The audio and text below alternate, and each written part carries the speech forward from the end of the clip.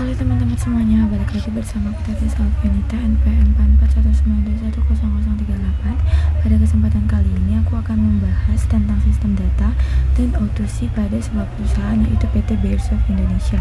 Nah, untuk sistem datanya sendiri ini sebelumnya aku sudah pernah menjelaskan di video sebelumnya.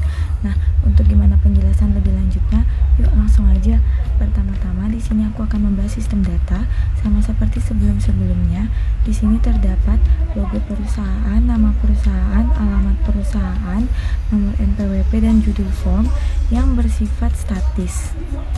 Nah, di sini untuk nomor telepon, nomor form, date dan lain-lainnya itu bersifat dinamis. Nah, kenapa bersifat dinamis? Itu karena nanti judul form dan nomor formnya itu menyesuaikan dengan pesanan vendor kita. Lalu selanjutnya ada contohnya itu ada logo, ada nama perusahaan dan keterangannya. Di sini juga ada nomor PR, lalu ada item-item yang akan kita request. Selanjutnya yaitu ada purchase order. Di sini sistem datanya itu sama seperti sebelumnya, ada beberapa yang bersifat statis dan lebih banyak bersifat dinamis. Untuk contoh purchase ordernya di sini ada nama perusahaan, nomor purchase order, vendor dan ship to. Sini juga ada item-item yang sebelumnya sudah dipilih pada keterangan purchase request. Lalu ada subtotal dan total yang harus dibayarkan serta kontak person yang bisa dihubungi. Untuk receive-nya ini sendiri, di sini ada nomor receive, lalu logo dari vendor dan juga nomor receive. Setelah itu ada item-item yang sebelumnya kita pilih dan juga totalnya. Untuk vendor bill-nya sendiri ini juga hanya terdapat satu yang statis dan beberapa yang dinamis. Untuk contoh vendor bill, di sini ada nama perusahaan, ada nomor bill dan source dokumen dari purchase order sebelumnya. Lalu ada bill date dan due date serta bank account. Di sini terdapat 4 bank account di mana vendor nanti bisa melakukan pembayaran lewat salah satu 4 bank account tersebut. Nah, untuk produknya di sini juga ada totalnya.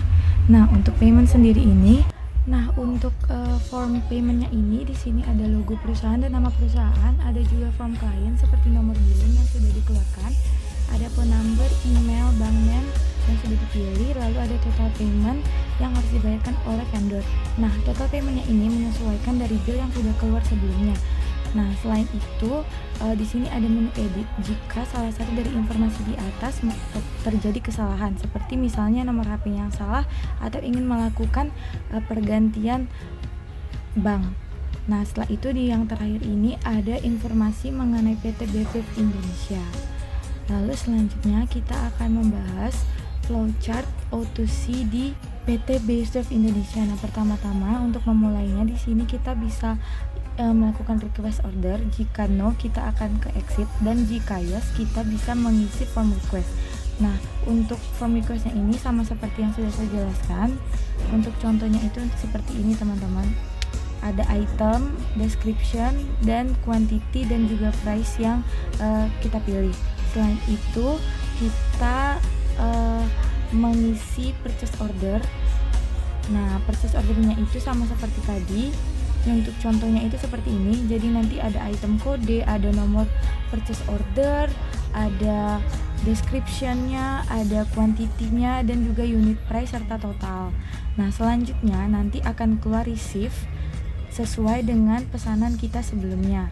Receive-nya seperti ini ya teman-teman kira-kira. Nah, setelah receive keluar, akan keluar vendor bill yang dikeluarkan oleh perusahaan si PT Beiersdorf. Nah, vendor bill-nya ini formatnya sama seperti yang sudah saya jelaskan tadi. Setelah vendor bill keluar, kita bisa melakukan payment. Nah, jika kita mengklik cancel akan menuju exit, dan jika yes, kita bisa mengklik pay seperti ini. Nah, ini pay dan ini cancel. Nah, kita melakukan pay nanti akan selesai dan akan keluar dari form pembayaran dengan sendirinya. Oke, segitu aja pembahasan aku tentang sistem data dan O2C di PT Beiersdorf Indonesia. Terdengar cukup simpel, tapi aku harap bisa menjadi wawasan dan ilmu pengetahuan baru bagi teman-teman yang menonton. Sampai jumpa di video selanjutnya.